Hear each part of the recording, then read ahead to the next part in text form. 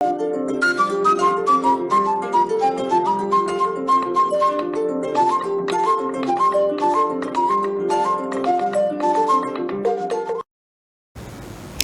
un plaisir de vous retrouver sur la RTG. Au sommaire de ce journal, la Guinée dans la transformation numérique. Les acteurs du secteur mettent tout en œuvre pour réussir le pari. Une table ronde a été organisée à cet effet sur la stratégie nationale de digitalisation.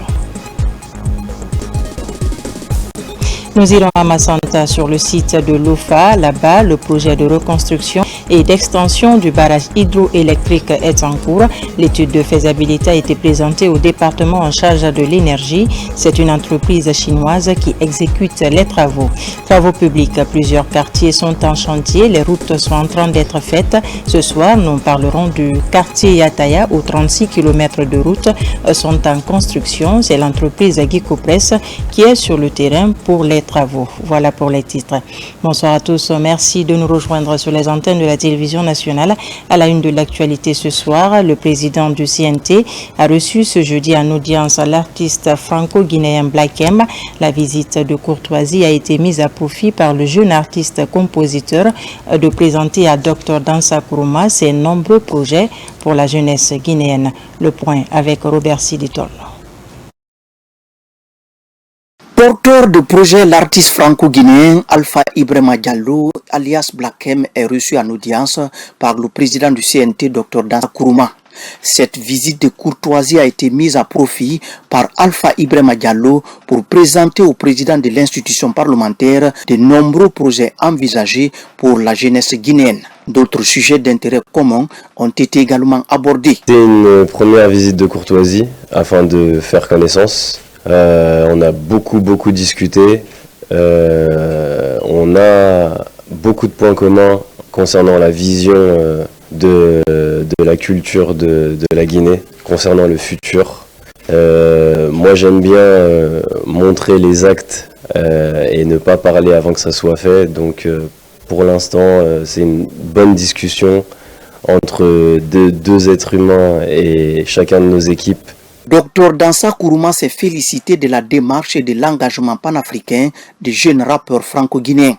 Le président du CNT entend tout mettre en œuvre au niveau de son institution pour accompagner efficacement les différents projets portés par Black M dans le but de toucher positivement le peuple de Guinée et le public mélomane. L'occasion aura aussi permis à Dr Dansa Kourouma de remettre une copie de l'avant-projet de la nouvelle constitution à son hôte en vue de l'impliquer activement dans le processus de vulgarisation en cours dans le pays. Je vous le disais dans les titres, la Guinée poursuit sa transformation numérique. Ce jeudi, les acteurs du secteur ont bouclé la table ronde sur la stratégie nationale de la digitalisation de l'État. C'est le Premier ministre chef de gouvernement qui a présidé l'événement. Compte rendu, Ousmane Bangoura.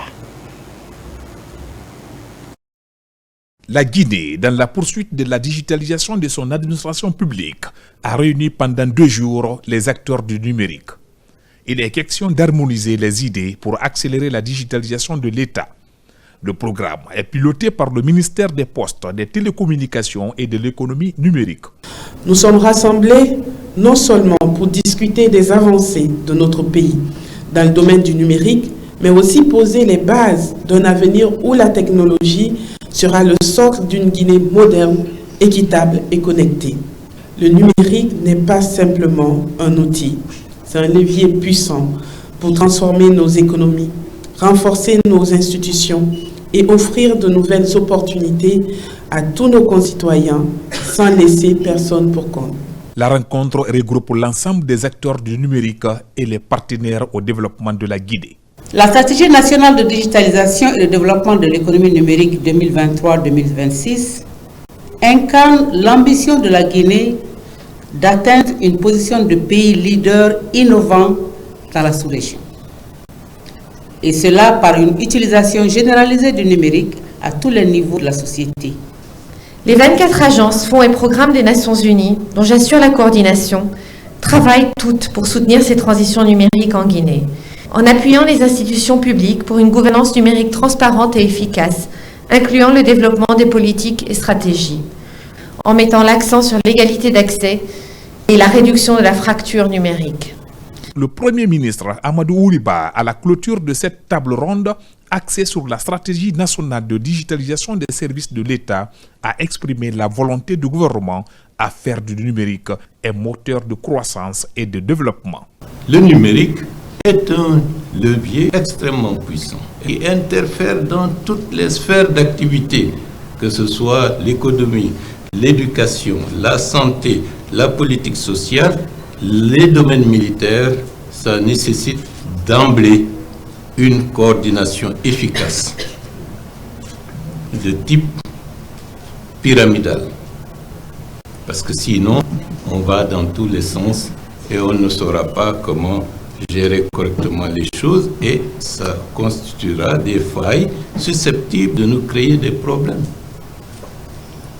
Dans le cadre d'une refondation de l'État et en but, je souhaite que la table ronde nous permette d'esquisser des voies susceptibles de, step by step, de nous permettre d'avoir plus de clarté, plus de visibilité et donc d'avancer dans ce secteur qui est fondamental. Cette rencontre multi-acteurs sur le numérique est une étape décisive sur la digitalisation de l'administration publique, un programme cher aux autorités du pays sous le leadership du président de la République, général Mamadi Doumbouya. Il existe désormais une union des sociétés de gestionnaires des backbones de l'Afrique de l'Ouest.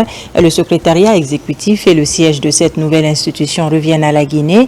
C'est la conclusion de l'Assemblée générale constitutive des gestionnaires de backbone qui s'est tenue ce jeudi dans notre capitale. Le point avec Mamadou Saliouba. La Guinée, dans la dynamique de créer une intégration numérique ouest-africaine, reçoit les gestionnaires des backbones de la sous-région. Au cours de cette assemblée constitutive, les échanges sont axés sur la mise en place de l'organisation ouest-africaine des sociétés gestionnaires des backbones. Déjà, la capitale guinéenne est choisie pour abriter le siège de l'Union. Nous avons des infrastructures qui ont été créées dans différents pays, mais qui ne se parlent pas. C'est comme si vous construisez des routes et vous voulez aller, par exemple, en Côte d'Ivoire. Si les deux routes ne sont pas connectées, vous ne pouvez pas vous déplacer. C'est la même chose dans le numérique. Nous voulons faire en sorte que nos pays puissent échanger et avoir un impact sur le coût de la communication. Nous avons des problèmes de redondance de la fibre. Donc souvent, quand la fibre optique tombe dans un pays, il est difficile d'avoir accès à la connexion Internet. Et le fait de travailler en collaboration avec les autres pays, donc nous pouvons nous secourir de part et d'autre. L'intégration ouest-africaine à travers les backbones va favoriser le partage d'expériences dans le domaine du numérique, mais aussi la mutualisation d'infrastructures pour l'amélioration de la connectivité des États membres. Quand on veut communiquer de la Guinée vers un des pays, le Mali, le Niger, la Côte d'Ivoire, ça transite par d'autres pays. Donc c'était important de lancer cette fêtière qui va fédérer l'ensemble des réseaux backbone de l'Afrique de l'Ouest pour que l'interconnexion physique soit effective et que le trafic de données soit aussi effectif.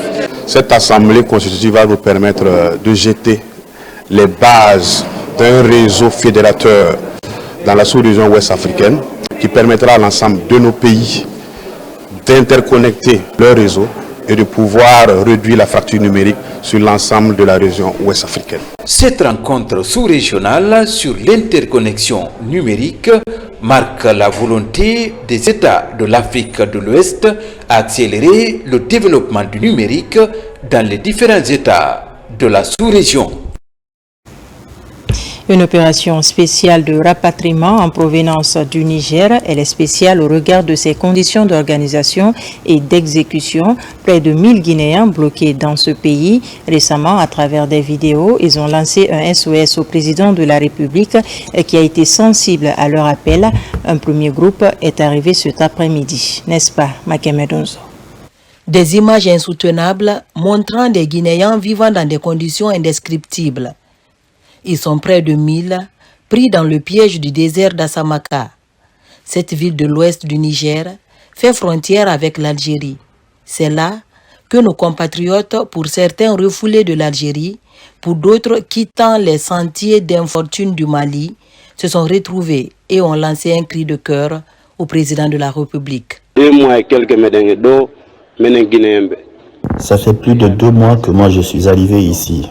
Mais j'ai trouvé beaucoup de personnes qui étaient là. Certains avaient même passé plus de 6 mois ici. Nous sommes près de 1000 personnes. Nous demandons au président de la République, le général Doumbouya, de venir nous chercher, d'amener une équipe parce que nous voulons maintenant rentrer au pays.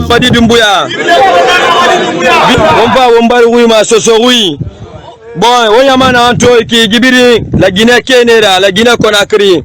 Mona Asama Kabe, ça fait 3 mois, 4 mois comme ça. Ande Balaraba, 5 mois. Mais Mona Bekiana, c'est pas facile quoi. Voici le premier groupe à Conakry. 150 personnes grâce au pont aérien mis en place par le chef de l'État. Au bas de la passerelle, le ministre des Affaires étrangères, Dr Maurissanda Kouyaté, les accueille le visage marqué par l'émotion d'un père de famille. Il a vu les vidéos et reçu les instructions du président de la République de ramener ses compatriotes. Aussitôt, le chef de la diplomatie guinéenne a activé la cellule de crise pour prendre des dispositions pratiques. Est-ce que bien vous qui étiez dans le désert, et est-ce que bien vous qui aviez lancé un appel au général Doumbouya? Oui ou non? C'est vous qui étiez dans le désert, c'est vous qui aviez montré la nourriture toxique que vous mangiez là-bas, c'était vous? Alors, votre appel est arrivé au président de la République. C'est avec le cœur lourd qu'il a demandé de prendre les dispositions pour aller vous récupérer. Vous savez maintenant où est le bonheur. C'est à vous. Mais vous avez demandé volontairement à revenir dans votre pays. Oui ou non? Vous êtes dans votre pays. Vous y êtes. Vous êtes sur la terre libre de Guinée. Vous arrivez dans un pays en mouvement. Mouvement vers le développement. Mouvement vers la prospérité. Avec un véhicule dans lequel nous nous embarquons, le peuple de Guinée. Ce véhicule, c'est Simandou 2040, la vision du chef de l'État. Et l'homme qui est au volant, c'est le général Mamadi Doumbouya, le président de la République. Avec lui, au volant du véhicule guinéen, vous venez vous embarquer vers le bonheur, vers ce que nous appelons notre paradis, la Guinée. Nous vous lançons une seule phrase. Soyez reconnaissants. On m'a attrapé déjà en Tunisie. On m'a jeté à la frontière de l'Algérie. De l'Algérie, je suis parti à Alger. On m'a jeté de l'Alger à la frontière du Niger. De là-bas, vous marchez des kilomètres. On vous jette souvent la journée comme la nuit. Vous arrivez au Niger, c'est l'enfer. Vous mangez la même nourriture tous les jours. Vous n'avez pas de l'eau, vous n'avez pas d'habits, vous n'avez pas où dormir. Dans le groupe se trouve un gosse de 13 ans, poussé à l'aventure par les conseils d'un de ses voisins. Ses rêves ont tourné au cauchemar lorsqu'il s'est retrouvé dans l'enfer du désert d'Assamaka, un endroit où la température quotidienne frôle les 42 degrés. Il raconte sa mésaventure. C'est quelqu'un qui m'a poussé de sortir. Après, on est sorti ensemble. On est parti jusqu'à Bozi et nous a attrapés là-bas. Nous a amenés à Tabrachet. Ma mère a formé l'île. Après l'île est quittée au Maroc, venue au Oran. Oran, elle a pris bus pour partir à Tabrachet. Ils ont envoyé nous là-bas. Après lui encore, il est parti là-bas. Nous tous, on est venus à Samaka. Vous voir dans le désert, sans eau, sans nourriture, en train de pleurer. Cela a fait mal au chef de l'État. Maintenant que vous êtes ici, n'oubliez pas cela.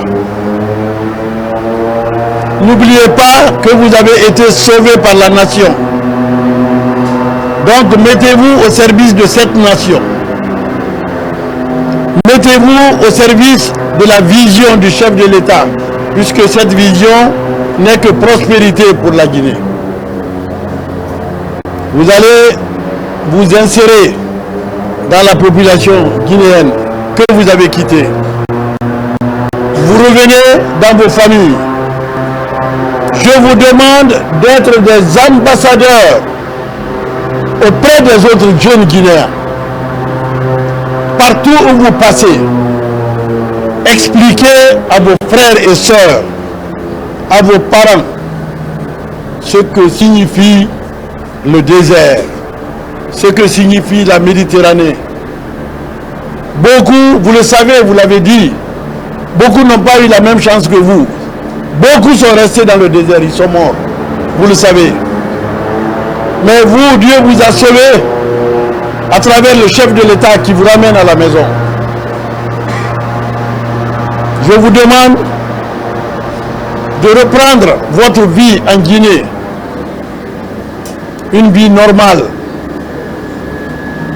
pour le développement de notre pays. Aux côtés de l'État guinéen, dans cette opération se trouvent des partenaires fiables comme l'OIM, l'Organisation internationale de la migration. Le département des affaires étrangères maintient le pont aérien pour faciliter le retour des compatriotes conformément aux instructions du président de la République. Dans l'actualité également, la mise en place des instances de commandement se poursuit au sein des forces armées guinéennes. Les chefs d'état-major adjoints des armées de l'air et de mer et le commandant adjoint de la région opérationnelle maritime de Conakry ont pris fonction. Pour plus de détails, suivez ce reportage du lieutenant Tambasekou Kamano, correspondant de la presse militaire. Quelques jours après leur nomination par le chef suprême des armées, le général d'armée Mamadi Doumbouya, les officiers promus au poste de commandement au sein de la Grande Muette prennent fonction. À l'état-major de l'armée de l'air, le colonel d'aviation Amara Kaba, jusque-là directeur adjoint des opérations, plan et emploi des forces, est investi dans sa nouvelle mission. Officiers, sous-officiers, militaires du rang, au nom du président de la République, chef de l'État, chef suprême des armées, et en vertu des pouvoirs qui me sont conférés, vous reconnaîtrez désormais comme chef d'état-major adjoint de l'armée de l'air le colonel Amara Kaba, ici présent. Vous lui obéirez en tout ce qu'il vous commandera pour le bien du service, l'exécution des règlements militaires et l'observation des lois dans l'intérêt supérieur de la nation. À l'état-major de l'armée de mer, le capitaine de vaisseau Lamine De Camara est aussi installé dans ses nouvelles fonctions par l'inspecteur général des forces armées guinéennes. Mesurant l'immensité des défis qui les attendent, les promus s'engagent à s'investir pleinement pour répondre aux attentes des autorités. C'est avec une grande fierté et une profonde humilité que je prends la parole aujourd'hui en tant que chef d'état-major adjoint rentrant. Je tiens à remercier chaleureusement le chef de l'État, le général Mamadi Doumbouya, pour la confiance qu'il m'accorde, ainsi que le ministre de la Défense et le chef d'état-major général des armées. Je mesure à juste titre l'ampleur de cette confiance renouvelée. Résolu à mener à bien cette mission future, je compte mettre cette expérience acquise dans les opérations au service de l'armée de l'air pour maintenir la dynamique qu'il a bien voulu insuffler avec mon prédécesseur. Au même moment, le commandant adjoint de la région opérationnelle maritime de Conakry est aussi installé. Le capitaine de frégate Tcherno Amidou Diallo mesure le poids de la mission qui lui est assignée. Je remercie avec la plus grande sincérité son Excellence, Monsieur le Président de la République, pour cette confiance placée en ma modeste personne. La nomination de ces officiers à ces postes de commandement devrait contribuer à renforcer l'élan de renouveau amorcé par les forces armées guinéennes. À présent, ce partenariat renforcé entre la Guinée et la Banque mondiale, l'institution financière partage avec les acteurs concernés son cadre environnemental et social, un effort de plus dans le traitement des questions liées à l'évaluation et à la sauvegarde environnementale et sociale. Des précisions avec Mohamed Siyarsouma. Après 25 ans de mise en œuvre de projets environnementaux et sociaux, on assiste à des thématiques émergentes comme le changement climatique.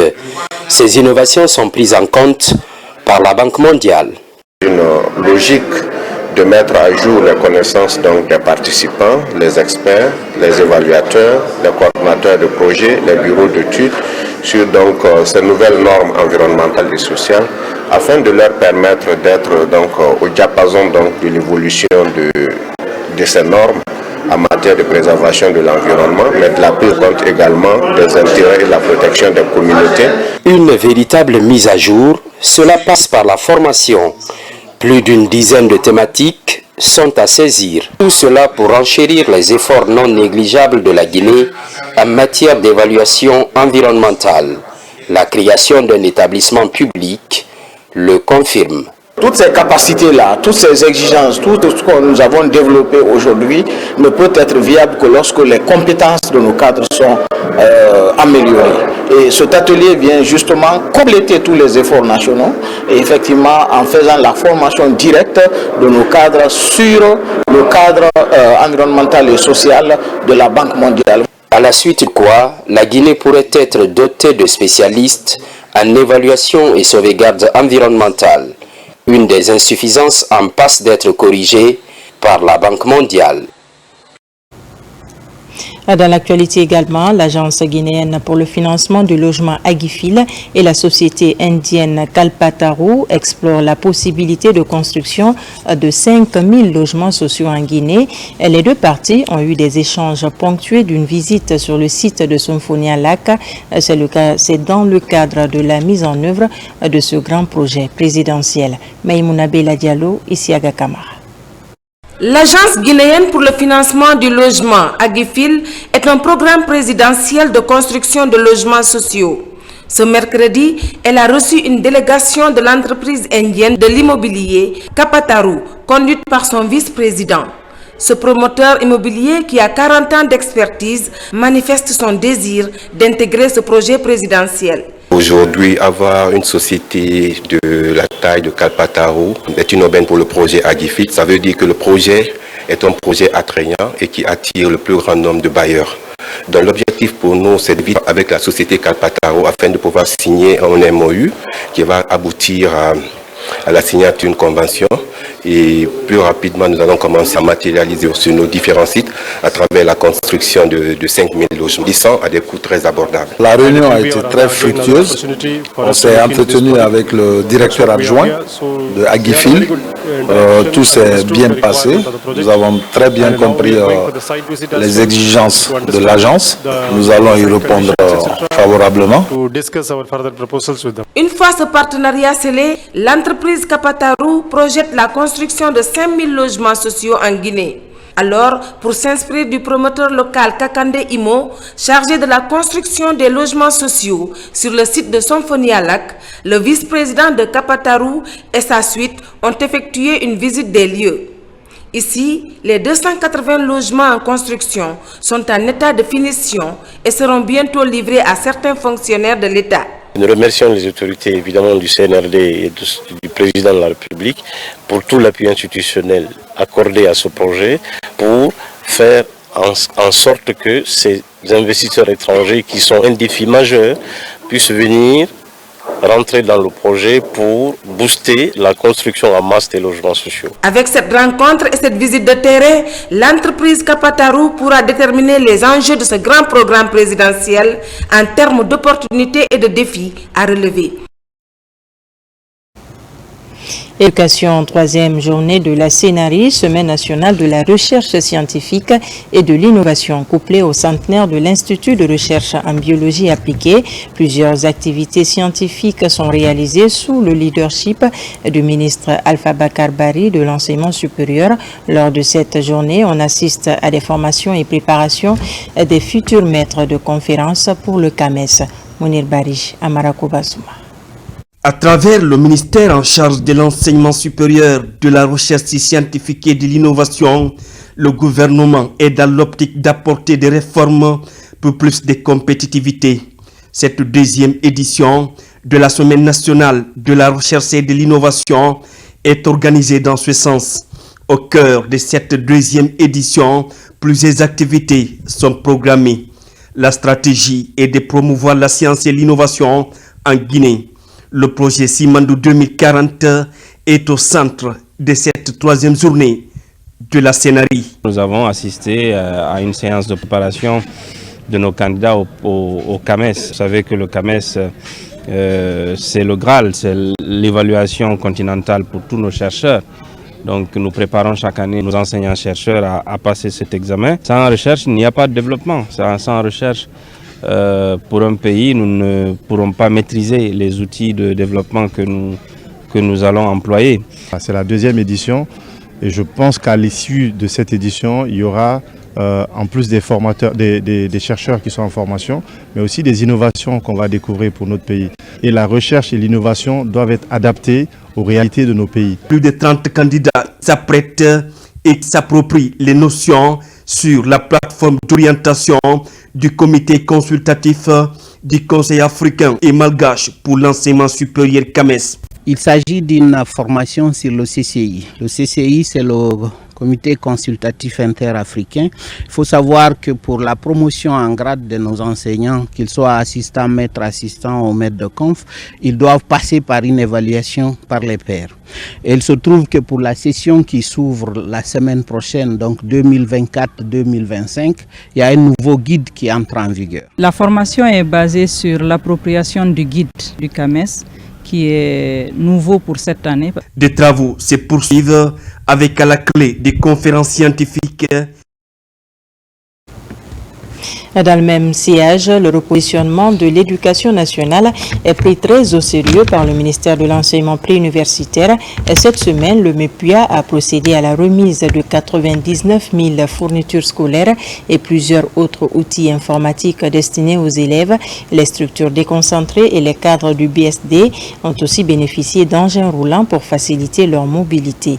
Abdulaziz Baldé. Ce mercredi, près de 100 000 manuels scolaires sont remis à la Direction nationale de l'enseignement secondaire. Bien avant, plusieurs outils informatiques, composés entre autres d'ordinateurs, d'imprimantes, sont mis à la disposition des élèves porteurs de handicap à l'école Souroumier de Boulbine. Jamais l'école n'a réussi un tel équipement dans le passé. Et donc, je peux dire qu'au nom de tous les enseignants et les enfants sourds-muets de l'école, je dis grand merci aux donateurs. On a une salle d'informatique qui n'était pas équipée, mais à présent qu'on a les outils, la salle sera équipée et puis on trouvera un formateur en informatique. Outre ces dons de fournitures scolaires et outils informatiques, le secrétaire général a procédé à la remise de 97 motos aux planificateurs du BSD et autres structures de concentrés. Ces engins roulants devraient faciliter la mobilité des travailleurs pour des résultats probants. Lorsque nos enfants ont ce qu'ils ont besoin dans les salles de classe et avec des enseignants, ils pourront travailler dans les meilleures conditions. Les motos, je l'ai déjà dit, c'est pour faciliter le travail de ces planificateurs. Je suis convaincu qu'avec ces motos, que leur productivité va augmenter sans doute dans l'intérêt du système éducatif guinéen. Le ministère de l'enseignement préuniversitaire suit son élan du renouveau pour le repositionnement de l'éducation en Guinée. Un programme soutenu par les partenaires techniques et financiers, notamment l'Agence française de développement AFD. Avoir cette moto est un sentiment de satisfaction pour nous. Ça nous permettra désormais d'améliorer notre capacité de travail sur le terrain. Nous permettre de collecter les données statistiques fiables à temps. Et cela va permettre à la direction générale de produire les annuaires statistiques qui est un élément, un outil ou un document de base pour la prise de décision. Il y a plus de 500 activités qui sont logées dans la stratégie du Fonds commun de l'éducation. Donc il n'y a pas que ces motos, il n'y a pas que les ordinateurs, les livres, etc. Il y a les infrastructures, il y a la formation, le renforcement des enseignants. Il y a également le renforcement de la gouvernance. Avec cette journée riche en activités, le ministère de l'enseignement préuniversitaire est à pied d'œuvre pour transmettre une éducation de qualité aux élèves et encadreurs. On reste toujours dans ce domaine pour parler du projet d'extension de l'école primaire de Kakidi dans Kouroussa. Plusieurs établissements sont construits et équipés pour augmenter le nombre d'élèves en classe. C'est un appui de SES Village d'enfants soutenu par la Fondation Orange Guinée. Compte rendu, Yamokaba. L'école primaire du district de Kakidi, en pleine transformation, grâce au projet ambitieux de réhabilitation, d'extension et d'équipement. Il est financé par la Fondation Orange Guinée, mise en œuvre par SOS Village d'enfants. Aujourd'hui, grâce à la Fondation Orange, nous offrons à la communauté de Kakidi des infrastructures modernes pour faciliter un apprentissage de qualité à nos enfants. Aux parents et membres de la communauté, je vous exhorte à protéger ces infrastructures si précieuses pour nous et à soutenir l'éducation de nos enfants. Le village orange de Kakidi comprend donc aujourd'hui la rénovation d'un bâtiment existant de 3 salles de classe qui va offrir un environnement plus sûr et plus accueillant aux élèves. Aussi, la construction d'un nouveau bâtiment de 3 salles de classe afin d'accueillir davantage d'élèves et de réduire les effectifs surchargés. La construction et la rénovation de ces édifices remobilisent les parents d'élèves en faveur de l'école. Tout est mis au point pour réduire les disparités éducatives. Nous sommes très contents de recevoir ces bijoux, ces 2 bâtiments flambants neufs. Nous ferons de bons usages de ces bâtiments-là. On apprécie vraiment cet appui de SOS et Orange Guinée. Les instructions données seront respectées. Envers l'école, les parents seront davantage motivés. Ce geste de SOS Village d'enfants en collaboration avec la Fondation Orange Guinée illustre l'impact positif de l'éducation à la base. Un projet bien accueilli pour favoriser le développement local. À présent, ce communiqué du gouvernorat de la ville de Conakry. En raison des événements malheureux survenus le dimanche 1er décembre 2024 au stade de Zérékoré, le gouvernorat de la ville de Conakry adresse ses condoléances aux familles des victimes, au peuple de Guinée, prie pour le repos des âmes des disparus et souhaite prompt rétablissement aux blessés. À cet effet, il informe les populations de Conakry que le tournoi intercommunal de football masculin et féminin initialement prévu du 5 au 20 décembre 2024 sous le thème préservation des acquis et la cohésion sociale doté des trophées du président de la République, le général d'armée Mamadi Doumbouya et Madame la Première Dame Lauriane Doumbouya est reporté à une date ultérieure pour la gouverneure, le directeur de cabinet Mohamed Sidi Sako. À l'intérieur du pays, l'agence guinéenne d'exécution des travaux d'intérêt public pour l'emploi AGETIP a bouclé une série de formations de 46 jeunes. C'est la ville de Dabola qui a abrité la fin de la formation. Dans la région, ils sont nombreux des jeunes ouvriers de bâtiments à bénéficier de ce renforcement de capacité, une initiative du gouvernement qui vise à contribuer à la valorisation de la main-d'œuvre locale. Ibrahima Oulemfofana. Cette mission de l'Agence guinéenne d'exécution des travaux d'intérêt public pour l'emploi AGETIP vise à contribuer vivement à la mise à disposition et à la valorisation de la main-d'œuvre locale. Ici à Dabola, ces 3 jours de formation constituent la dernière étape des 33 préfectures du pays et la commune spéciale de Conakry. À partir du 17 janvier, nous avons commencé cette série de formations de base pour donner aux 2000 jeunes sélectionnés pour cette activité une formation de base qui consiste à les initier à l'entrepreneuriat social, qui va leur permettre de comprendre l'importance de leur métier dans leur communauté, leur donner des notions en hygiène et santé, sécurité au travail. À Dabola, 39 jeunes ouvriers du bâtiment sont bénéficiaires de ces 3 jours de formation. Une initiative de l'État guinéen par le biais du ministère de la Jeunesse dans le cadre de la gestion des travaux liés au développement de la Guinée. Vraiment, nous remercions, nous, la jeunesse de Dabola, l'État guinéen, envoyé l'AGETIP pour nous faire des formations à Dabola. Vraiment, nous sommes très satisfaits Maintenant, quand nous sommes là, nous sommes formés étant maîtres. Le gouvernement guinéen lance des contrats au lieu de chercher des expatriés. Nous sommes là, nous aussi, on peut faire. L'objectif général de cette formation est de permettre à toute la jeunesse guinéenne d'être acteur clé du développement, comme le souhaite le chef de l'État, le général-président Mamadi Doumbouya. Enfin, à Conakry, des travaux de réflexion sur l'élaboration de la stratégie nationale IMO, haute intensité de main-d'œuvre, une initiative du ministère de la Jeunesse à travers l'Agence guinéenne d'exécution et des travaux d'intérêt public. Les travaux de 2 jours visent à doter la Guinée d'un document qui va favoriser l'employabilité des jeunes dans divers secteurs. Moussa Komara. Les activités de haute intensité de main-d'œuvre sont présentées comme une solution au chômage et au sous-emploi. Mais depuis des années, la Guinée n'a toujours pas de politique nationale relative à cette approche. C'est ainsi que l'Agence guinéenne d'exécution des travaux publics, AGETIP, a initié cette rencontre qui mobilise les cadres sectoriels pour élaborer la première stratégie nationale HMO. Ces 2 jours ont constitué d'abord à la présentation de l'approche aux membres du comité de suivi pour les outiller sur les détails de l'approche de manière à pouvoir leur donner des outils pour suivre l'évolution de l'élaboration et surtout apporter la matière nécessaire au cabinet pour pouvoir faire un document de qualité inclusif et participatif. Au cours de ces échanges fructueux, les expériences de certains pays comme l'Afrique du Sud et le Madagascar sont projetées pour s'en inspirer. Il est très important d'avoir une stratégie HMO. Je vois déjà que l'AGETIP contribue beaucoup à la création de l'emploi et aussi favorise l'insertion socio-professionnelle et économique des jeunes. Le BIT, qui milite pour l'emploi décent, accompagne la Guinée dans l'élaboration de ce document stratégique. L'AGETIP, maître d'ouvrage délégué de l'État, plaide les autorités pour sa validation. Je sollicite votre implication auprès du gouvernement à apporter tout le soutien nécessaire à sa mise en œuvre à travers un décret d'application des approches HMO dans la réalisation des travaux.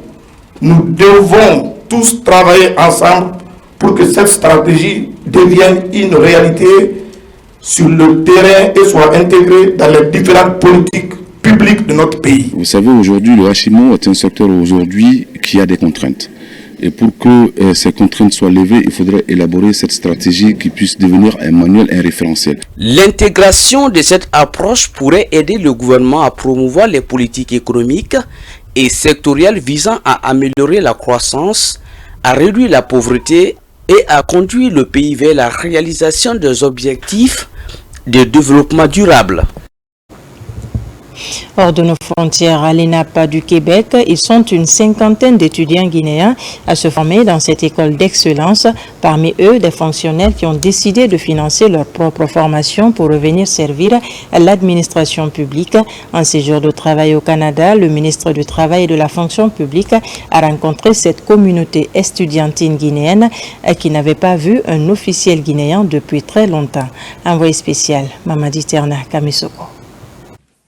Deuil national oblige, 1 minute de silence en hommage aux victimes du stade de 3 avril de Zérékoré ouvre le bal de cet échange entre le ministre du Travail et de la fonction publique et les étudiants guinéens de l'École nationale d'administration publique du Québec. Pour la circonstance, le chargé d'affaires de l'ambassade de Guinée à Ottawa au Canada a exprimé toute la satisfaction de ses compatriotes à l'endroit du ministre Bourounou et sa délégation. Votre présence au Canada traduit la volonté politique affichée au plus haut niveau de doter notre pays d'une école nationale d'administration, gage d'un développement harmonieux de la Guinée. Je suis profondément convaincu que les échanges que vous aurez avec la communauté estudiantine vivant au Canada seront fructueux et bénéfique pour notre pays. Le ministre Faya François Bourounou a tout d'abord fait le tour d'horizon des grands chantiers portés par son département avant de revenir sur les axes de la transition centrés autour du social, de l'économie et de la politique. J'apprécie l'arrivée du ministre et surtout sa rencontre avec les étudiants. C'est vraiment une chose à saluer parce que depuis 18 mois que je suis là, c'est la première fois qu'on rencontre une autorité ici. Ça a été l'occasion de comprendre les réformes qui sont en cours et les opportunités qui sont offertes à nous, qui peuvent nous aider à contribuer, même étant en dehors de la Guinée. L'un des tournants de ce débat a été la question relative au méga-projet Simandou. Le dossier attire la curiosité des étudiants et le ministre Bournou a bien éclairé la lanterne du public. 20 milliards de dollars. C'est un projet qui mobilise les grandes entreprises du domaine au monde. Vous avez Rio Tinto dedans, vous avez BAO qui est le leader mondial de l'acier, vous avez le consortium WCS qui nous a aidé à mettre en place le projet CTG, donc la compagnie du Transguinéen. Donc nous avons investi sur les infrastructures où l'État est actionnaire à hauteur de 15%. Le président s'est dit, on exploite la bauxite depuis les années 60, mais ça n'a pas changé la vie des Guinéens. Il faut qu'on tire les leçons de ça. Et pour tirer les leçons de ça, aujourd'hui le gouvernement est en train de finaliser un programme bâti sur la vision échelonnée à l'horizon 2040. C'est pour cela que vous entendez parler de Simandou 2040. C'est différent du projet minier. Mais le programme bâti sur la vision 2040, c'est la vision transformatrice de la Guinée, mais en se basant sur les retombées du projet minier Simandou. Les Guinéens de Canada suivent de près l'évolution de la Guinée depuis septembre 2021. Ici, la volonté du président de la République de refonder le pays est vivement soutenue. Autre titre de ce journal, le projet de reconstruction et d'extension du barrage hydroélectrique de Lofa, cet à Massanta, est en cours. Sino Hydro, l'entreprise chinoise qui est en charge de l'exécution des travaux, a présenté cette semaine l'étude de faisabilité au département en charge de l'énergie. Reportage à Mohamed Nkoya Kamara, Nabi Kamara. Le barrage hydroélectrique de Lofa à Massanta va bientôt renaître de ses cendres. C'est du moins l'ambition du ministère de l'Énergie, de l'Hydraulique et des Hydrocarbures qui vient de boucler une étude d'exécution des travaux dans ce sens. Avant, la centrale de Lofa avait une capacité de 130 kW. Et les 130 kW ont été réalisés en 1956. 2015, la centrale est tombée en panne. Maintenant, cette centrale de Lofa sera construite à une puissance de 2500 kW, ce qui veut dire 2,5 MW. Ces travaux ont plusieurs composantes. Non seulement il y a la réhabilitation de la route d'accès, il y a la réhabilitation des équipements électromécaniques et il y a la réhabilitation du barrage, le génie civil du barrage lui-même. En dehors de ça, toutes les communautés qui sont alentour du barrage vont en bénéficier parce qu'il y aura des aménagements hydrologiques pour pouvoir alimenter certains paysans agricoles en eau pour pouvoir irriguer leurs champs. C'est Sino Hydro qui a procédé à cette étude du terrain et du bureau en tant que société chargée d'exécuter la reconstruction du barrage de Lofa. Tout ce que la CGP attend de cette étude, c'est qu'elle se fasse correctement en respectant les coûts, les délais, la qualité du travail. En fait, nous devons nous assurer de l'usage qui est fait de l'argent public. Avec l'appui du gouvernement, nous mènerons à bien ce projet. Donc, nous rassurons de la qualité et le délai imparti. Le projet de reconstruction de la centrale hydroélectrique de Lofa sera entièrement financé par le budget national. Des équipements et consommables orthopédiques pour le Centre national d'orthopédie situé à Donka. Ces équipements seront d'une grande aide pour les personnes en situation de handicap. C'est un don de l'ONG allemande Cap an Amour à travers la République d'Allemagne. Mohamed Kamara pour le récit. C'est une relation d'amitié de plusieurs décennies entre la République de Guinée et la République fédérale d'Allemagne qui se concrétise par l'octroi de ces équipements et consommables orthopédiques au Centre national d'orthopédie, ici à Donka. Ces matériels sont entre autres composés des machines d'atelier de dernière génération avec les pièces de rechange et les consommables orthopédiques. Il y a une très longue tradition de la coopération entre la Guinée et l'Allemagne dans le domaine médical.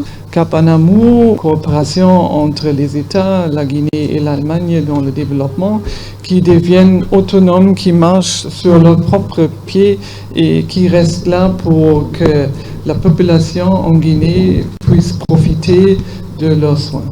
Je vais essayer de faire partir ou des personnalités qui vont traduire cet acte auprès des personnes handicapées de Guinée. C'est une joie immense. Le CNO est un établissement public disposant de l'expertise dans le domaine de la prise en charge psychosociale, facilitant ainsi la réinsertion socio-professionnelle et économique des patients, la réhabilitation des personnes handicapées, entre autres. Son Excellence, Monsieur le Président de la République, accorde une attention soutenue aux personnes vivant avec le handicap. Vous l'avez remarqué à plusieurs de ses sorties, comment il se comporte avec les personnes vivant avec le handicap. Je tiens à exprimer notre profonde reconnaissance au peuple allemand pour son soutien constant et inestimable à nos efforts de développement. Le Centre national d'orthopédie est le fruit de la coopération guinéo-allemande. La liste des appuis du peuple allemand en faveur de cette structure sociale est inestimable depuis sa création en 1972. Et puis les travaux de bitumage des voiries de Conakry se poursuivent au quartier Yataya. Ce sont 36 km en construction par le groupe Guico Press. Cette initiative présidentielle touche tous les quartiers de la capitale. Voici le reportage d'Aboubacar Junior Kamara. Le ministère des Infrastructures et des Travaux publics poursuit les travaux de bitumage de 214 km de l'initiative présidentielle dans le Grand Conakry. Nous sommes à Yataya, vers ECS, où le groupe Guicopré réalise 36 km entre Hamdalaï, Simambossia, Yataya et Sonfoniagar. C'est un projet qui s'inscrit dans le cadre de désenclavement de certains quartiers de la commune de Ratoma. La zone de Yataya, j'ai en charge 9 km déjà nettoyés, déblayés et les travaux de terrassement et de bitumage sont en cours. Les populations bénéficiaires expriment toute leur reconnaissance au chef de l'État, le général Mamadi Doumbouya. En 92, il y a eu le lotissement ici. Mais avoir une bonne route et surtout une route bitumée, ça se fait dans le temps de Mamadi Doumbouya. Nous remercions le gouvernement Mamadi Doumbouya. Vraiment parce que dans les temps, il y avait le banditisme, tout et tout, la poussière, ainsi de suite. Mais aujourd'hui, vraiment nous sommes ravis.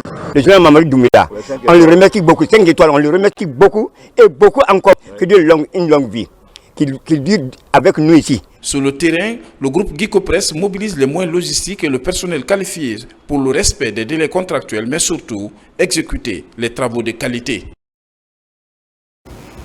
La lutte contre les violences basées sur le genre, les 16 jours d'activisme se poursuivent dans la capitale. Le réseau des femmes africaines leaders de Guinée, Aouline Guinée, mène aussi le combat. Les femmes au sein de cette structure mettent en avant la sensibilisation et l'éducation chez les étudiants. Aboubacar Diaby, Morlaï Souma. Les violences basées sur le genre constituent des pratiques très néfastes et récurrentes dans les communautés. Elle touche essentiellement la couche féminine tout en bloquant son épanouissement physique et moral. À Conakry, le réseau des femmes africaines leaders de Guinée, Aouline Guinée, part au combat pour promouvoir le droit des femmes. Pensons que c'est une cible importante que nous devons atteindre dans la sensibilisation. Nous nous sentons tous concernés, hommes comme femmes, parce que c'est les enfants d'autrui, c'est les filles d'autrui, les filles des hommes que l'on violente, que l'on viole, que l'on tue. Donc c'est un problème sociétal aujourd'hui. Et toute la Guinée devrait se mobiliser pour freiner cela. Cette initiative colle aux 16 jours d'activisme contre les violences faites aux femmes et aux filles soutenues par le gouvernement guinéen. Cette structure féminine travaille d'arrache-pied avec le ministère de la promotion féminine, de l'enfance et des personnes vulnérables pour briser le silence sur la violation des droits humains. Je crois que c'est grâce à notre combat. Les violences basées sur le genre ont toujours existé. Mais pour que ça soit une réalité aujourd'hui en Guinée et que tout le monde ait le courage de dénoncer, je pense que nous faisons partie aussi des pionniers qui ont lutté dans ce cadre-là. Je me porte volontaire de continuer à promouvoir, à sensibiliser pour qu'il y ait quelques limitations. À travers cette conférence débat, les initiatrices entendent sensibiliser toutes les couches sociales du pays à l'effet d'éradiquer toutes les formes de violence basées sur le genre. Fidèle à ses engagements humanitaires, l'ONG Amali redonne espoir à 2 femmes atteintes du cancer du sein. Elles ont reçu la somme de 20 millions de francs guinéens pour leur permettre de suivre des traitements. 10 autres femmes ont bénéficié de consultations gratuites. Plus d'explications avec Assona Sagno. Le cancer du sein est l'une des premières causes de décès chez les femmes. Engagées dans la lutte contre cette maladie, l'ONG Amali, avec l'appui des partenaires, suite au Wellness Day, offre à 10 femmes des séances de dépistage précoce par mammographie à l'hôpital Donka et une prise en charge gratuite à 2 femmes atteintes du cancer du sein à l'hôpital Jean-Paul II.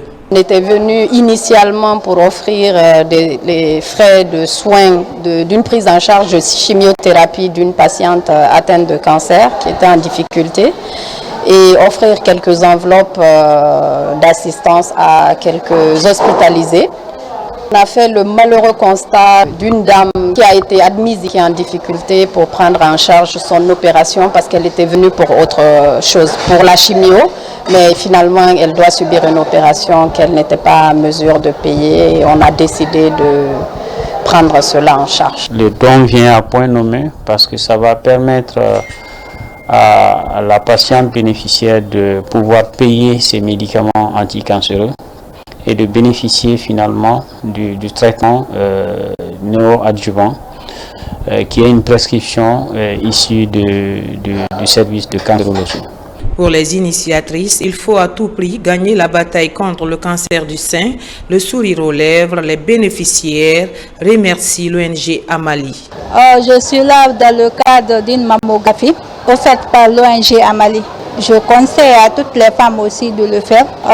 Vaut mieux détecter la maladie attendre que d'attendre jusqu'à ce que la maladie nous envoie à l'hôpital ou bien que ça soit trop tard. Avec une prise en charge rapide et adaptée, de plus en plus de femmes parviendront à surmonter cette épreuve avec succès. Festival international du Djembé, le coup d'envoi c'est ce vendredi 6 décembre au Palais du Peuple et des festivaliers sont venus de divers horizons pour participer à cette première édition, un rendez-vous culturel de partage d'expériences. Notre équipe de reportage a assisté à l'arrivée de certaines délégations à l'aéroport international Ahmed Sékou Touré.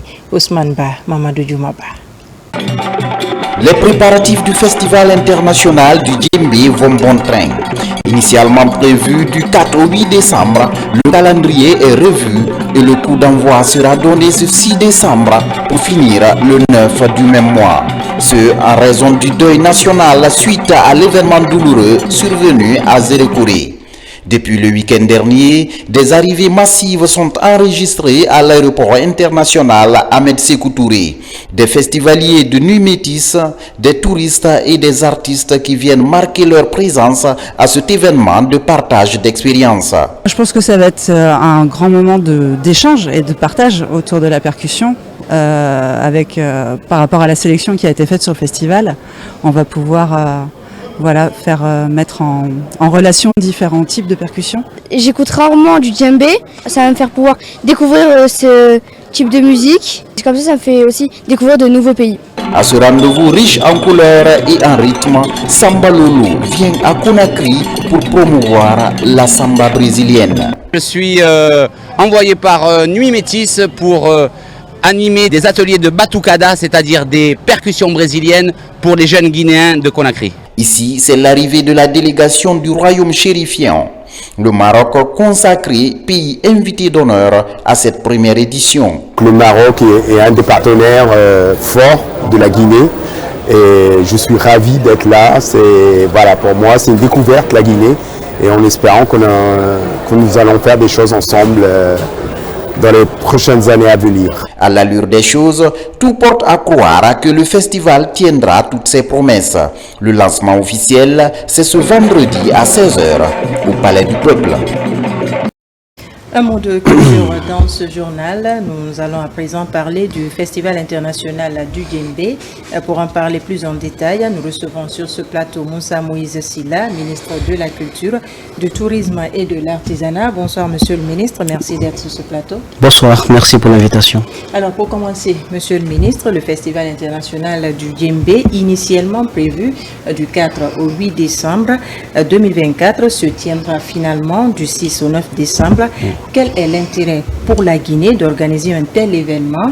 En quoi cela peut-il contribuer à repositionner notre pays sur la scène culturelle internationale?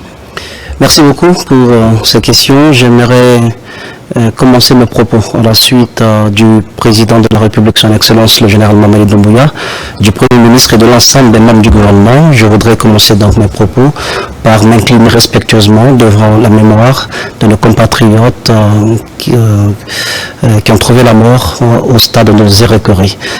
C'est donc un respect pour ces victimes et également pour les 3 jours de deuil décrétés par le chef de l'État que le Festival international du Djembé, initialement prévu du 4 au 8 décembre, a été donc reporté. Il se tiendra finalement du 6, donc demain vendredi, au 9 décembre au Palais du Peuple. Pour en venir à votre question, pourquoi le Festival international du Djembé? Il faut dire que l'histoire commence en 1999. Nos aînés ont organisé en 1999 la Biennale internationale de percussion. Et donc nous avons voulu réveiller un peu cette initiative très importante pour permettre à notre pays, premièrement, de retrouver la place qui lui revient de droit sur la scène culturelle internationale. Donc c'est une question de repositionnement de notre pays sur la scène culturelle internationale. Nous sommes tout de même le pays du Soso-Bala, le plus vieux balafon connu au monde. Nous sommes le pays des ballets africains. Nous sommes le pays également de grandes icônes de la musique internationale, de Solekan Diakouyaté, de Mori Kanté. Et il est donc inadmissible que notre pays ne puisse pas avoir un événement phare qui puisse cristalliser l'attention de tous les acteurs de la scène culturelle internationale. Et donc c'est d'abord un objectif lié au repositionnement de la Guinée sur la scène culturelle internationale. Ensuite, il y a un objectif lié à la valorisation et à la préservation de nos instruments de percussion. Nous en avons beaucoup qui sont en péril. Je ne vais pas les citer tous. Exactement. Il y a des joueurs qui ont disparu sans avoir eu l'occasion de les transmettre à la nouvelle génération. Et donc le festival vise à créer ce pont intergénérationnel. Vous avez le Kelende, vous avez le Kiri, vous avez le Yakoko, vous avez le Bolon. Ce sont des instruments qui aujourd'hui sont menacés de disparition. Il faut donc créer un cadre qui puisse permettre à aux maîtres qui existent encore exactement, pour que ces maîtres-là puissent avoir l'accompagnement nécessaire afin de transmettre le savoir-faire à la nouvelle génération. Ce n'est pas pour rien qu'on a choisi par exemple Mamadi Djembé Fola sur nos affiches pour représenter le Festival international du Djembé. Il y a aussi un aspect, un objectif économique. Il ne faut pas voir seulement dans les percussions une question de folklore.